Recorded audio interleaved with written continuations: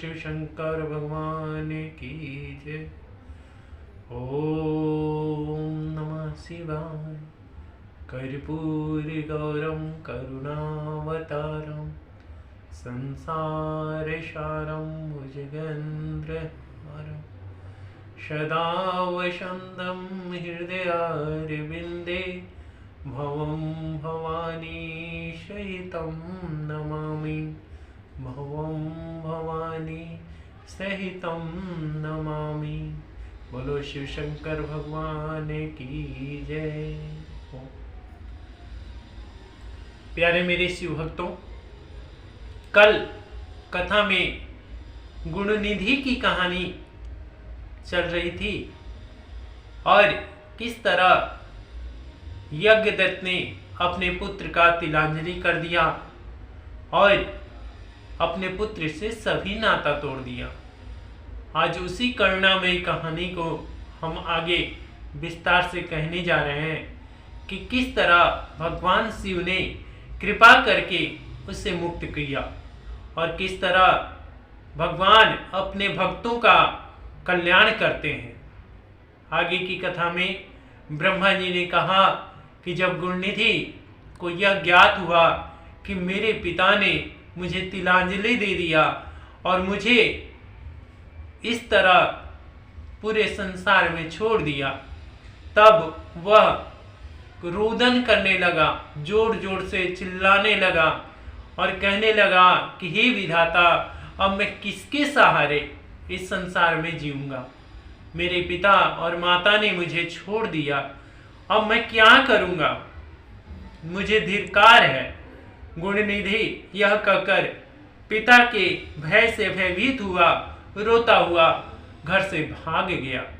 भागते भागते काफी दूर जाकर उसको परिश्रम से थक कर कहीं गिर गया और जब उसने देखा कि अब तो मेरी माता भी नहीं है कि जो मुझे हाथों से खिलाती थी, जो मुझे लाड प्यार करती थी, अब मैं भला क्या करूंगा। मैं तो विद्याहीन भी हूँ, मुझको कुछ भी अब नहीं आता। मैं किस प्रकार भिक्षाटन करूंगा, किस प्रकार धन संचय करूंगा और कहाँ से अपना पेट पालूंगा।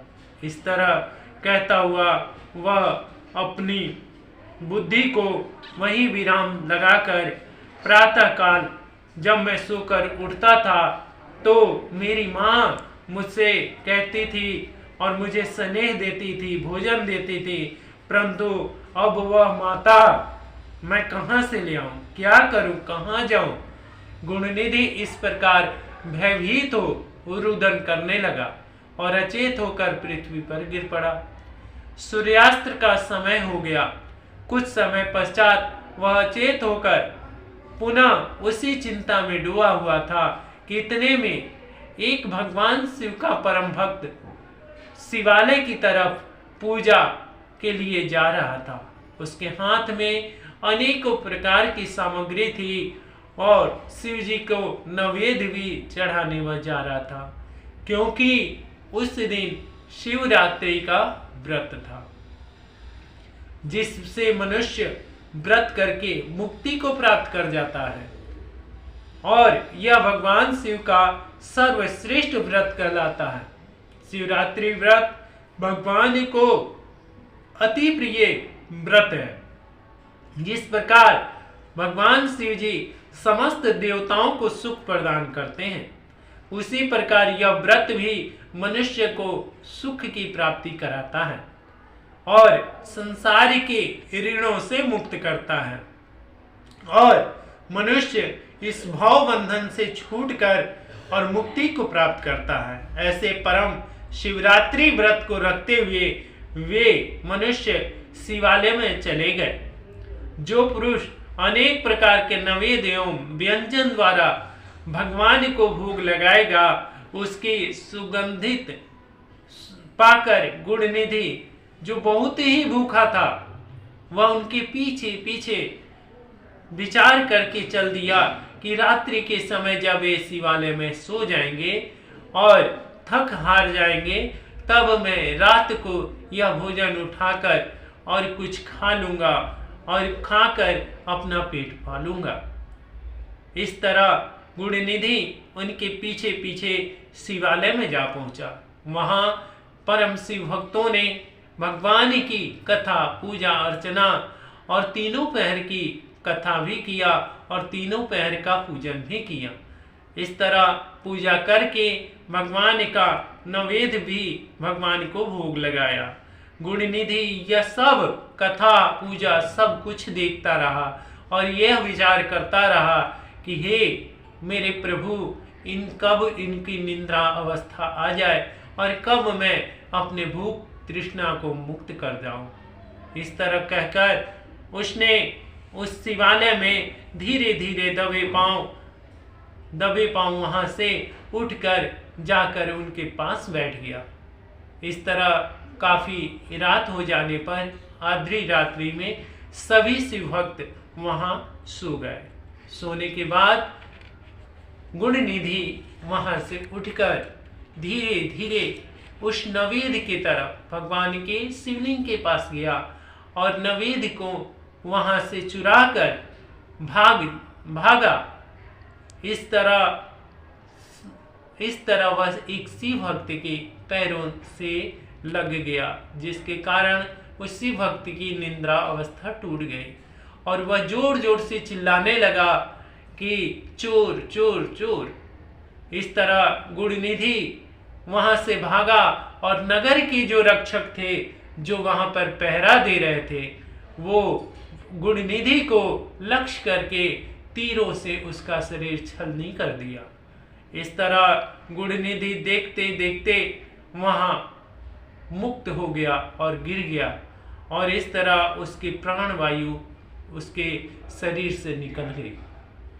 आगे की कथा में जब वह रक्षक उसको देख लिए कि वह मृत्यु को प्राप्त हो गया, अतः उस समय भगवान की ऐसी माया हुई कि यमदूत उसे लेने के लिए आ गए और उसको लेकर जाने लगे। उस पर भगवान शिव ने अपने गणों से कहा कि हे प्रिय गणों, यह देखो क्या होने जा रहा है। उस पर भगवान के गणों ने कहा कि हे प्रभु, ये देखिए, इसमें हम क्या कर सकते हैं, क्योंकि यह तो बहुत ही बड़ा पापी है। भगवान ने कहा नहीं नहीं नहीं, यह पापी कैसे हो सकता है?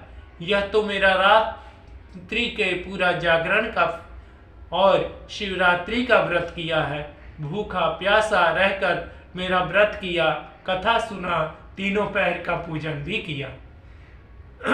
इस तरह कहकर वह नरकगामी तो हो ही नहीं सकता। इसलिए प्यारे गणों, आप जाओ और यमदूत से उसको छुड़ा कर ले आओ। उस पर शिवगणों ने जाकर वहां उस शिवगणों को कहा, शिवगणों ने कहा कि हे यमदूतों, तुम इस गुणनिधि की आत्मा को मुक्त कर दो। उस पर उस यमदूतों ने कहा कि हे गुणनिधि, हे इस गुणनिधि की ऐसी पापमयी शरीर को आप क्यों मुक्त कराना चाहते हैं? क्योंकि यह तो इतना बड़ा पापी है कि जिसका कोई पार ही नहीं है। या गणों ने कहा कि तुम्हारी आज्ञा तो उचित है, परंतु पापों का विचार न करके आप इसे क्यों बचाना चाहते हो? उसने अपने कुल की रीति को त्याग दिया है तथा वेद का भी अपमान किया है। हम इसकी मूर्खता का कहां तक विस्तार कहें? यह तो सब पापियों का सिरमौर है। सबसे बड़ा पाप जो इसने किया है वह यह है कि यह शिव निर्माल्य चोरी करके ले भागा और खाने लगा था। यह तो तुम भी देख रहे थे। तुम यह भी भली भांति जानते होंगे कि जो कोई भी शिव निर्माल्य ग्रहण करता है उसको ऊपर से लांग भी जाता है अथवा किसी को देता है, वह नरकगामी होता है। प्यारे भक्तों, यहाँ हम आपकी एक जिज्ञासा को और भी इस पर से पर्दा हटाना चाहते हैं कि भगवान शिव के शिवालय पर जो भी नैवेद्य चढ़ा हो, चाहे वह चावल का एक दाना ही हो, प्यारे भक्तों, उसको कभी भी आप वहां से ना लें जब तक उस शिवालय के पुजारी का प्रसाद रूप में आपको ना दे। इस तरह उस प्रसाद को आप लेंगे तो वह शिव के पाप के भागी बनेंगे। इसलिए आप जब पुजारी जी उस नैवेद्य को आपको अर्पित करें तब वह प्रसाद रूप में आप ग्रहण करेंगे तो आपको कोई भी पाप नहीं लगेगा। इसलिए प्यारे भक्तों, आप इसे इस तरह वह नरकगामी होता है। शिवजी पर चढ़ी हुई वस्तु खाने की अपेक्षा विष बिना कहीं अच्छा होता है, परंतु इस संसार में तो धर्म रखना भी बहुत कठिन हो जाता है। शिवगणों ने यमगणों से मुख से यह शब्द सुनकर उत्तर दिया कि यमदूतों, यह ब्राह्मण पुत्र निष्पाप हो गया है। इसने सबसे बड़ा धर्म तो यही किया है कि इसने शिव मंदिर में जाकर अपना वस्त्र फाड़कर उससे दिया जलाकर प्रकाश किया।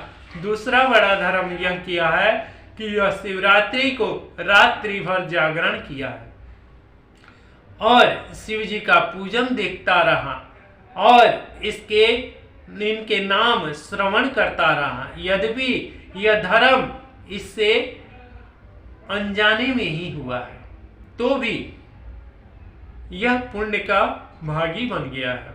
अब यह भविष्य में कलिंग देश का राजा होगा, ऐसा हमारे भगवान शिव की आज्ञा है।